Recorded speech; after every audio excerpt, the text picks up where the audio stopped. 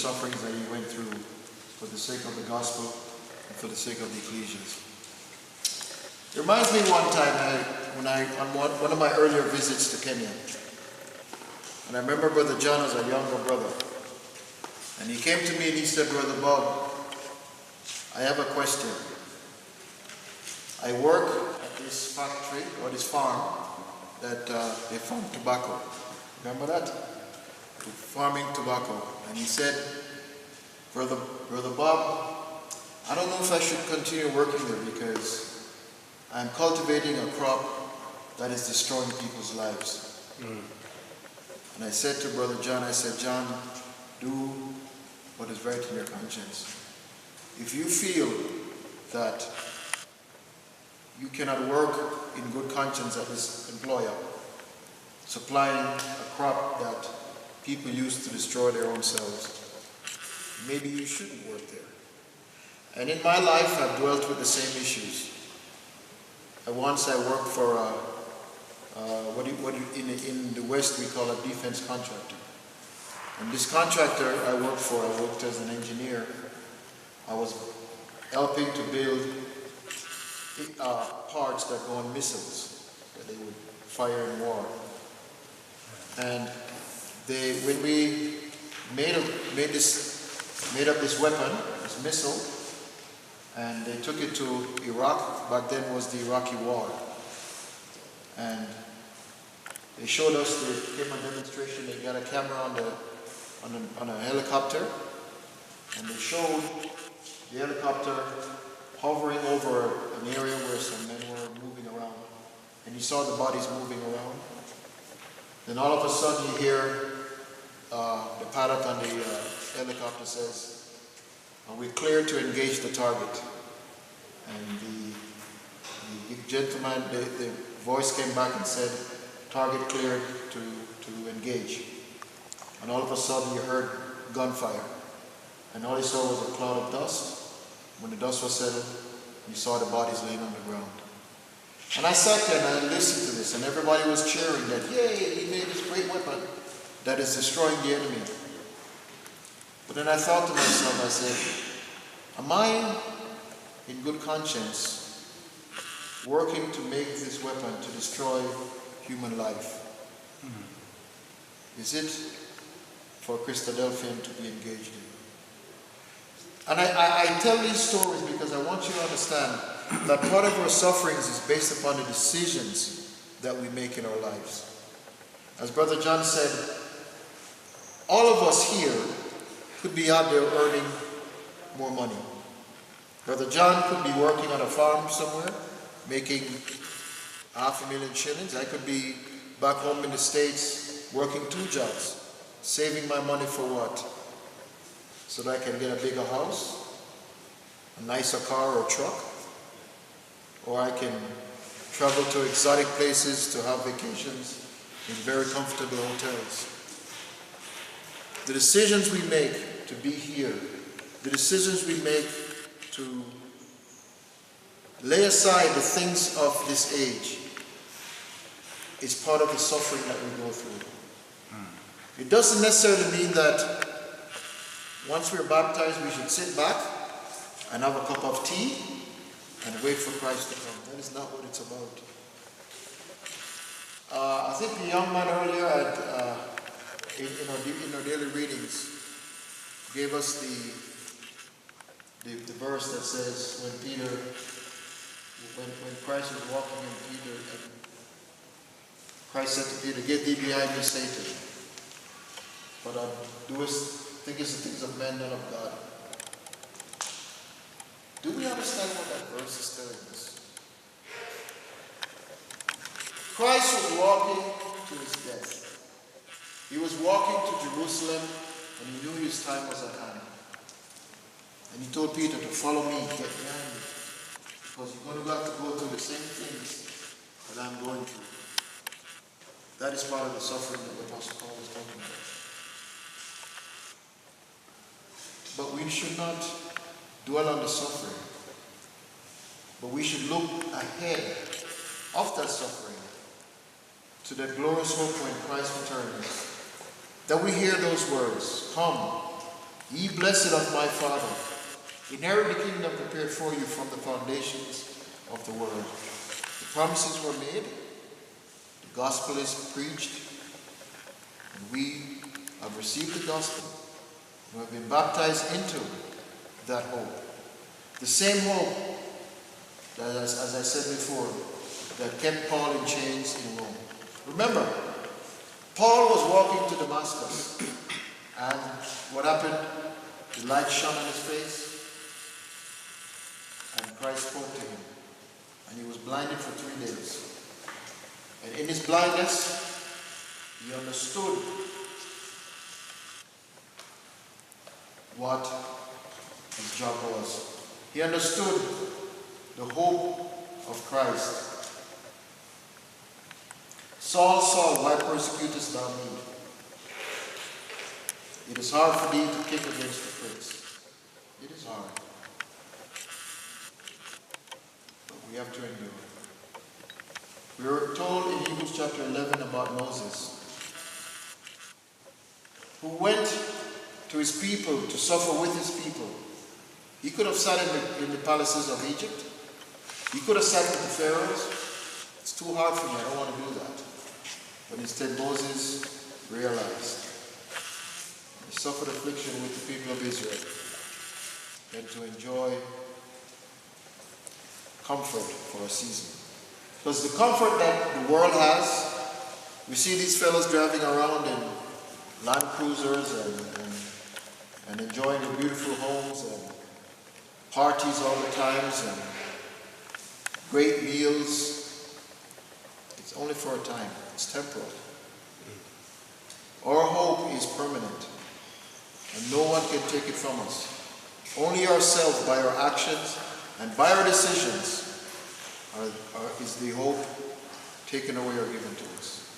And I want you, brothers and sisters, to remember this as we go through this week and in the coming days until our Lord and Master returns, that it is through this hope that sometimes our decisions will make us to suffer, but we pray that the decisions that we make are in accordance to what God wills for us to do.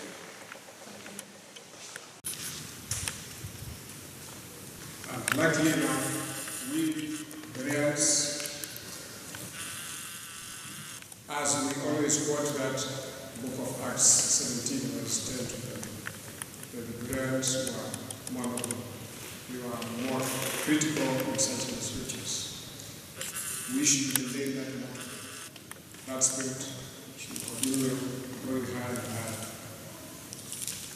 Let us continue to maintain our lamps upon your money, and let us not have out of fear, like the foolishness or the foolish fivefold. Number 5.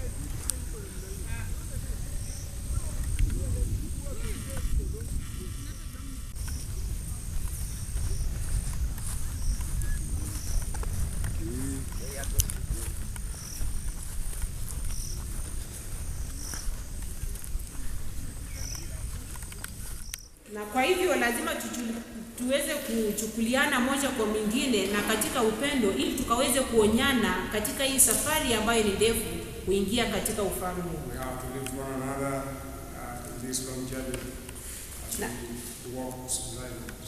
Na ndipo anapomalizisha akisema ya kwamba tuenende katika Kristo.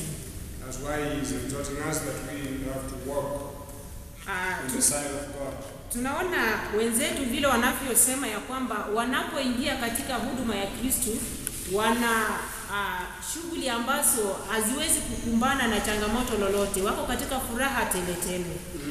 Like the Christadelphian, they usually say when they are in class, everything is new, everything Lakini tunaona Paulo vile anavyopitia katika changamoto ambazo ni nyingi zaidi hata kupita zetu.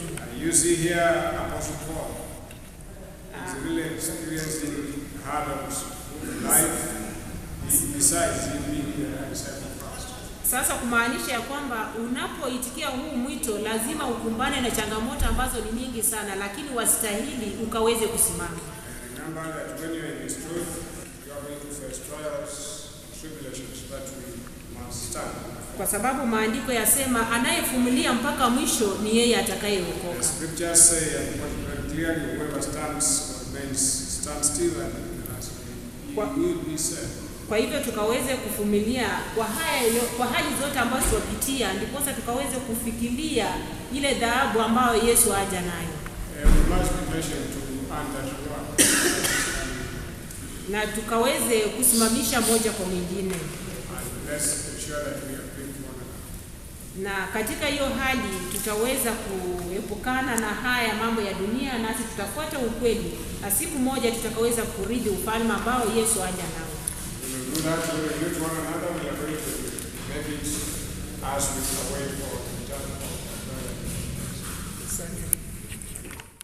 Paulo alikuwa anapitia pia, alikuwa na ugonjwa ulikuwa unamsumbua, lakini hapo chini kusoma kwamba hakuona Timothy, alikuwa anapenda Timothy, lakini alipoona Timothy amepotoka ama ameenda wapi, pia Paulo alimsunika. Soma chini hapo.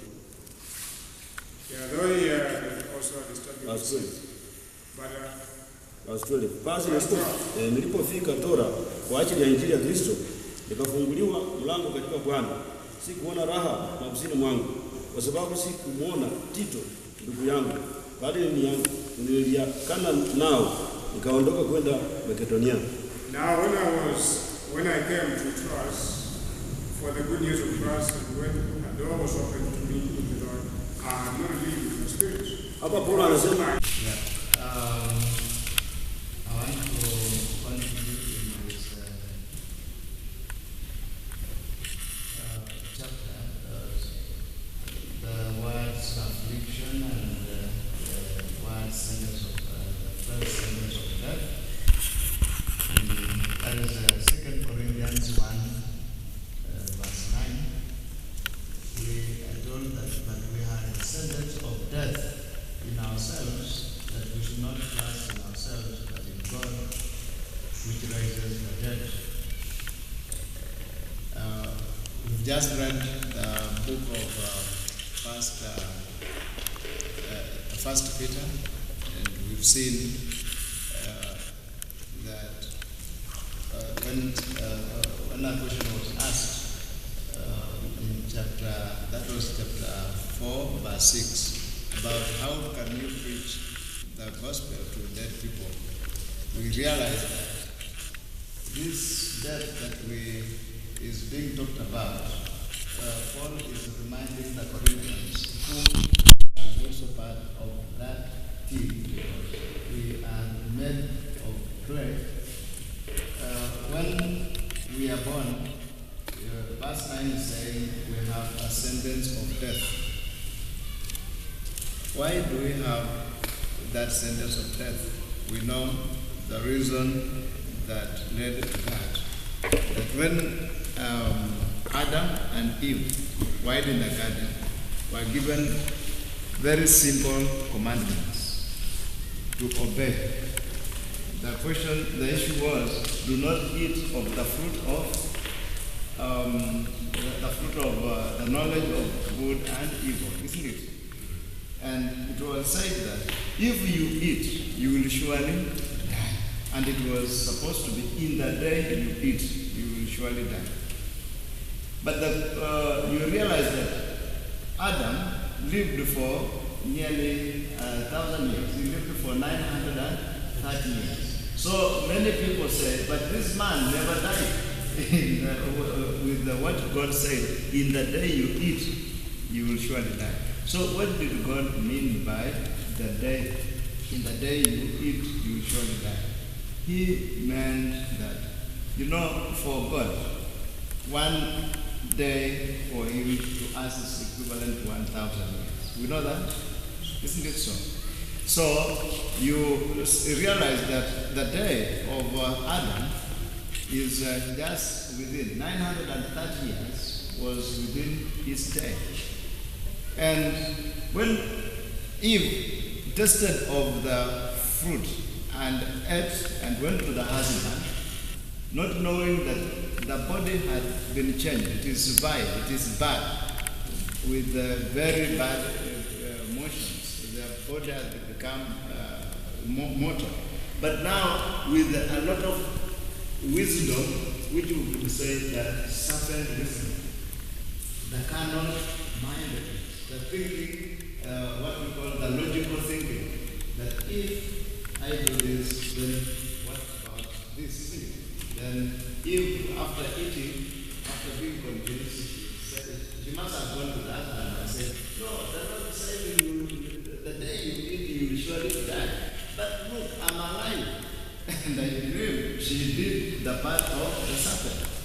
And because the seed of the serpent had already been sown into her, she was alive, and logically, the husband, would he resist Brother Bob?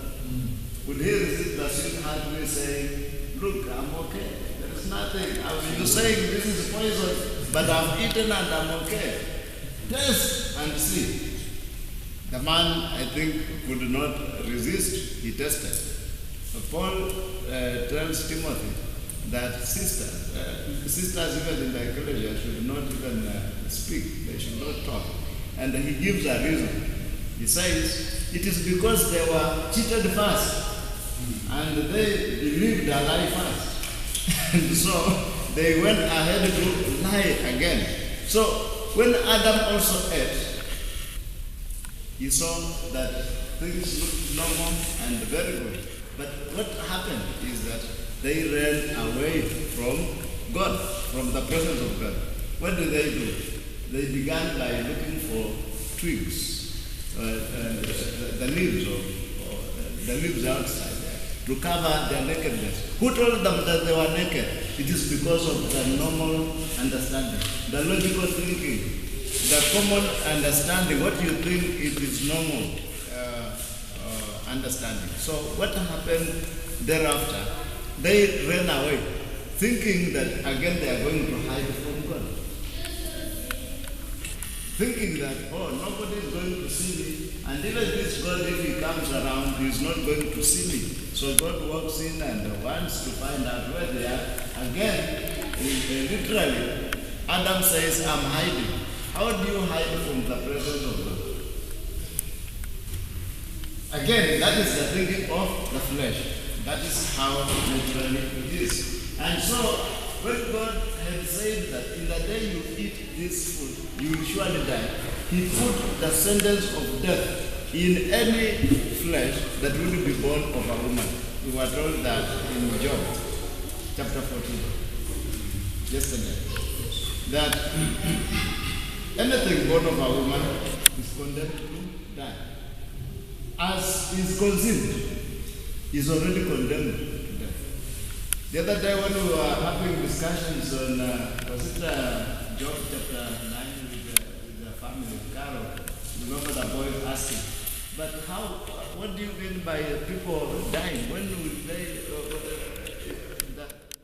worldly habits coming into the ecclesia. There was sexual immorality in the ecclesia. There was all kinds of worldly activities. And now the Apostle Paul opens the second letter with the endorsement that he had suffered affliction for the sake of the truth. And I think this was Paul's endorsement to them because he wanted to remind them that living the life in the truth is not an easy life. It is a very difficult life. It is a very trying life. And even today, we are in the year of 2018, and we know that many brothers and sisters go through the same trials as some of those brothers and sisters in the ecclesia at Corinth. But he comforts the ecclesia in verses 5 and 6 of 2 Corinthians. For as we share abundantly in Christ's suffering, so through Christ we share abundantly in comfort also. If we are afflicted, it is for your comfort and salvation. And if we are comforted, it is for your comfort, which you experienced when you patiently endured the same sufferings that we suffer. And I'm not going to dwell too much on the sufferings, because we know that the sufferings will come and the glory that follows will be much greater. As the Apostle Paul says in another letter, that it is through the hope of Israel that he's bound with chains in Jerusalem. Let us keep these thoughts and minds in our minds as we go through this book again for another year, as we await patiently for the return of our absent Lord. So I want us to be aware of the things that Paul is telling us of his sufferings and his affliction, and for it to be a comfort to not only to the Ecclesia of Corinth, but also to us. For his hope was not shaken, as he says in verse 7. And you know, as we know, that you have shared in our sufferings. So each and every one of us, brothers and sisters, share in this suffering for Christ in the gospel. But let us be comforted that in the end, peace shall come upon us, prosperity in the kingdom age, and our lives will be transformed. But while we're here, while the time is at hand, let us do diligently to study, meditate, and to dwell upon the Word. Not only just through the daily readings, but through private study, through exhorting one another, comforting one another. That's what the Apostle Paul did in his life when he went to the Ecclesia of Corinth. Let us follow and copy those very same attitudes and same actions, that we comfort each other as we see the day of our Lord approaching. And I hope to hear more discussion from our brothers and sisters here. Thank you.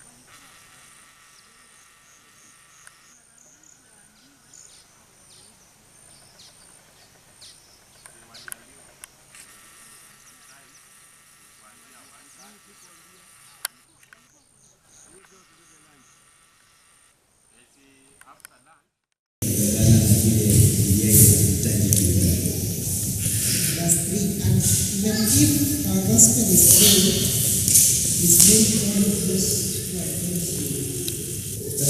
Lakini ikiwa injili yetu inasikilika kwa hao wanaopotea. So for us, we know what the gospel is for. That is why that you are brothers and sisters. But with us, our brothers and sisters, serving God of heaven, know who Christ is. That is why you are here today. For what we proclaim is not ourselves, but Jesus Christ as Lord with ourselves as your servants for Jesus' sake. Just as we are right now, God is not with us. Mpaka tutimize yale ambayo ametuajia.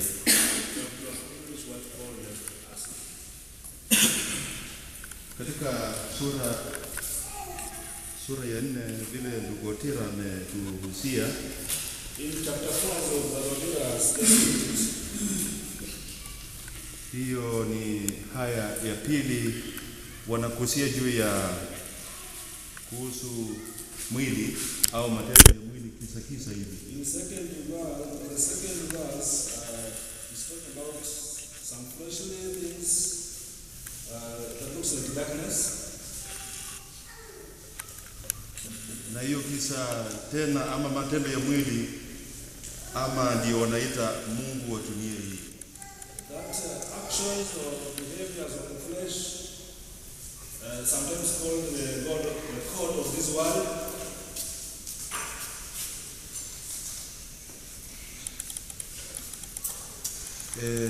Katika haya ya 6 nikianza kuchangia pale,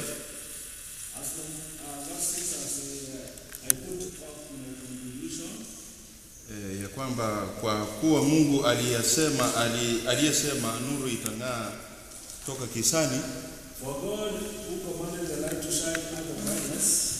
Kisa ambalo wanalizungumzia ndio matendo ya mwili.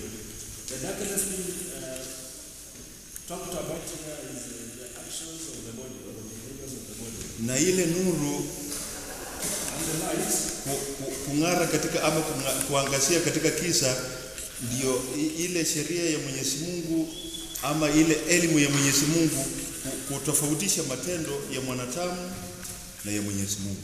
light in the darkness is the law of God, which differentiates the actions or behaviors of human and God.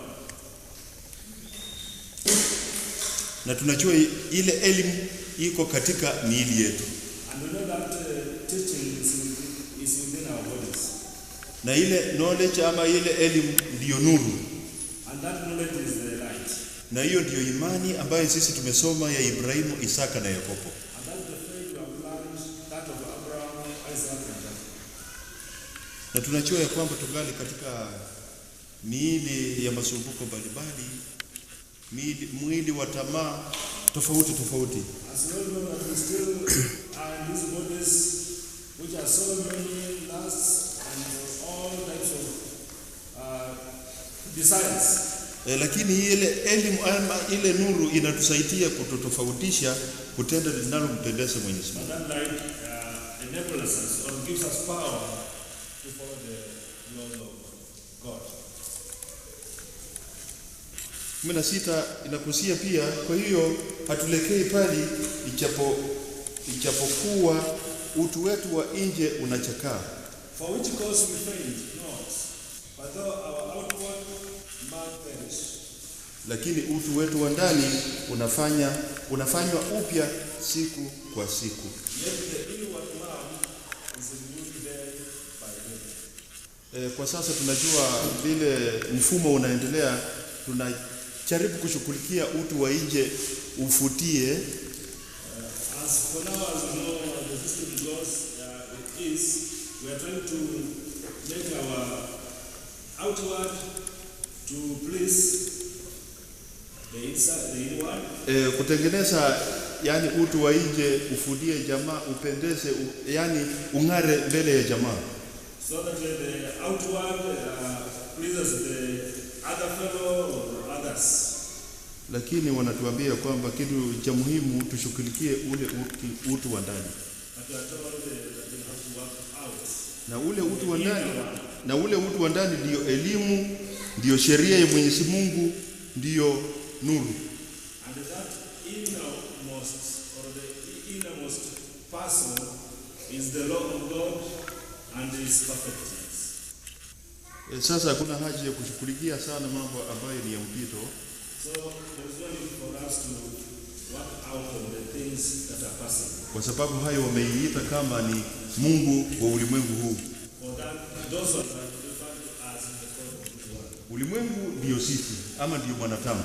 The world is us or is mankind. Na Mungu ndio mapenzi ya ule mwili. And God is the purpose of that body, of the desire of that body. Hata hiyo tamaa ilisumbua mwana wa Mwenyezi Mungu sana. And that desire also disturbed the Son of God a lot. Kwa sababu alijaribiwa kama sisi akafusu. For he was tried just like us, but he made it. Pia sisi tujaribu kabisa tutafute yale ambayo hivi karibuni yaingia hapa ulimwenguni. Likewise, let us work hard so that we please him, so that his will may be manifest. Na huo ndio uzima ambao tunautafuta kinaka upaka. And that's the life. Salam. Okay. My comment is on verse 18.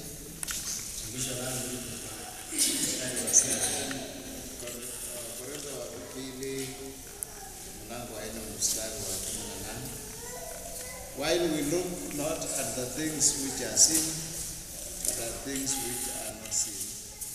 For the things which are seen are temporal, but the things which are not seen are eternal. Msiangalie inavyoonekana, bali visivyoonekana.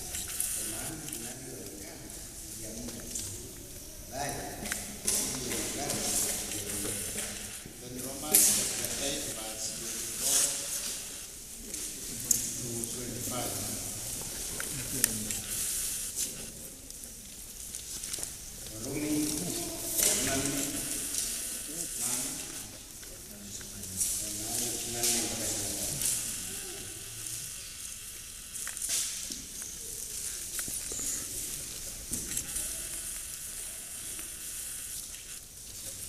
Kwa maana tuliokolewa kwa faraja, lakini kitu kilichotarajiwa kionekana kina faraja tena. Kwa maana ni nani aliyekitarajia kile kionacho? Bali kutarajia kitu kisichokiona, kungojea For we are saved by hope, but hope that is seen is not hope. tumaini ambalo For what a man sees, why does he yet hope for? But if we hope for what we see not, then we do with patience and wait for it. I will give an example of students. When you are a young student going to school, ukiwa mwanafunzi mchanga umeenda shule, your parent tells you, go to school, study very hard, wazazi watakwambia naenda shule usome kwa bidii, because life will be so beautiful and you will be a great person. sababu maisha ni magumu, kusoma kwa bidii utakuwa mtu. And you will get good life and you will have a lot of property. Kuwa na maisha mazuri kusoma na kuwa na vitu vingi. So as a young child, Ukiwa bado mchanga, you see that picture and you say, yeah, that is what I want. unapata hiyo taswira na unasema hizo ni. And we are usually told that, you see, it will be so good, so excellent than what is there today.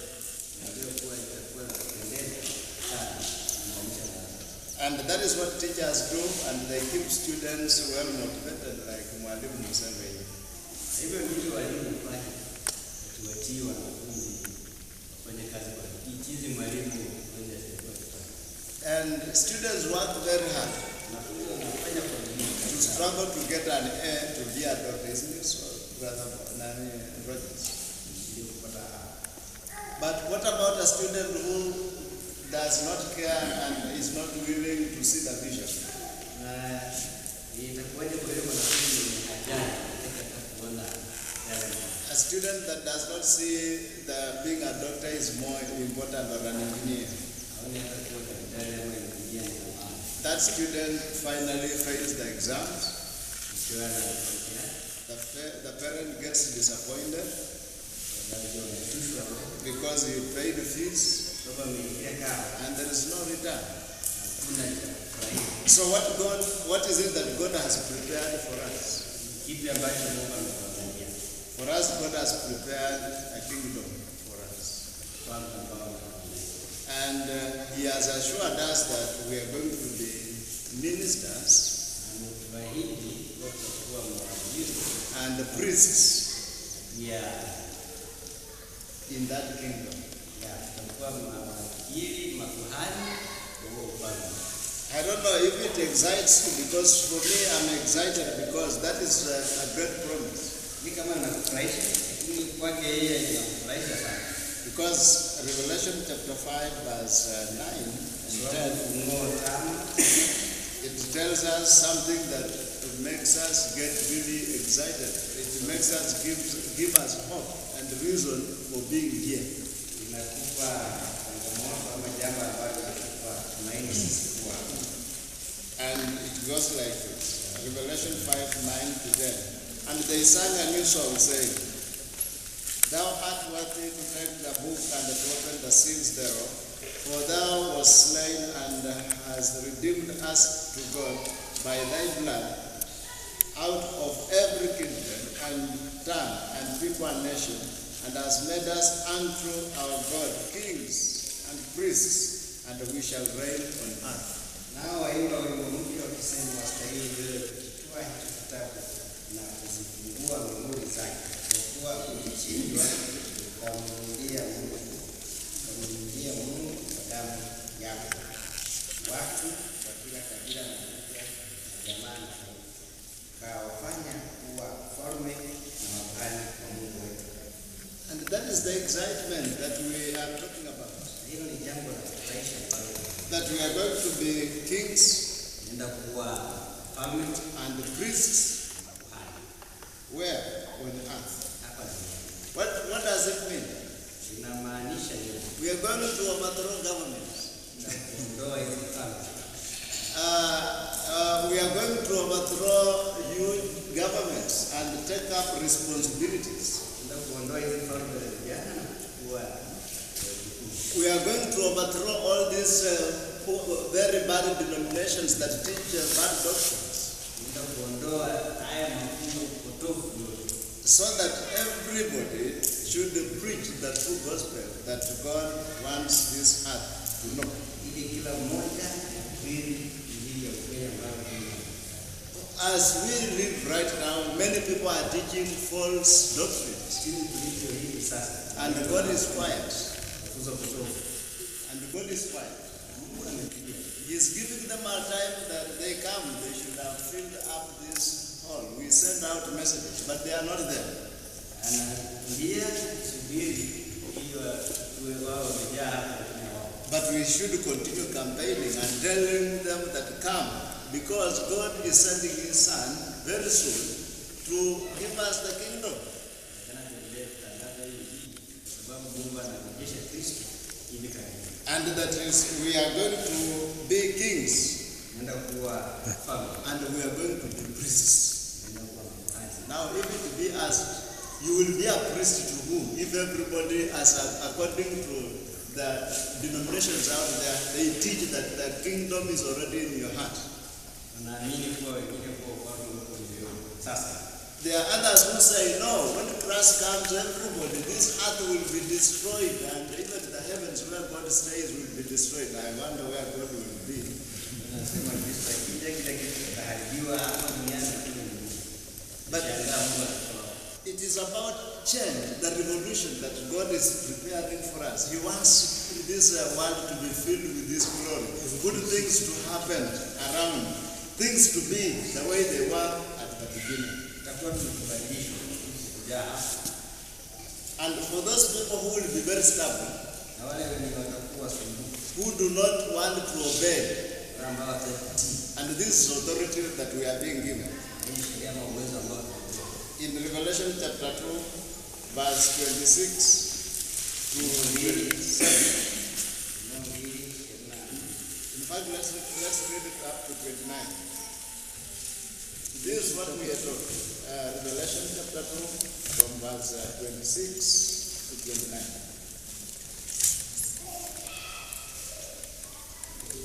And he that overcomes and keeps my words to the end, to him will I give power over nations, and he shall rule them with the rod of iron, as the vessel of the potter shall they be broken to shivers, even as I received of my Father. And I will give him the morning star. And he that has an ear, let him hear what the Spirit says to the churches. Kuyatunza kuchunga fimbo ya chuma kama vyombo vya kunyana kama mimi nami nilipokea ng'ombe yangu. Nami nitampa ile nyota ya asubuhi, yeye aliye na sikio na alisikie neno hili ambalo Roho atatia kanisa. Aliye na sikio afanye nini? Nasikie. Shika kwa sikio lako. Aliye na sikio? Nasikie. Touch your ear. If you have your ear, hear that. If you don't hear, we shall come and hit you and destroy you the way the potter's vessels are destroyed. Because human nature is difficult. The only way to deal with it is hidden.